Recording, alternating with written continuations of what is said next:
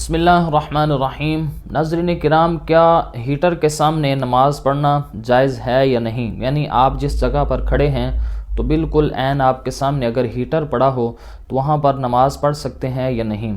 تو یہ بات ذہن میں رکھیں کہ فقہا یہ فرماتے ہیں کہ بعض قومیں جو تھیں وہ چونکہ آگ کی پوجا کیا کرتی تھی، لہٰذا سامنے آگ جلا کر اس کے سامنے نماز پڑھنا یہ جائز نہیں ہے تاکہ ان کے ساتھ مشابہت سے بچا جائے۔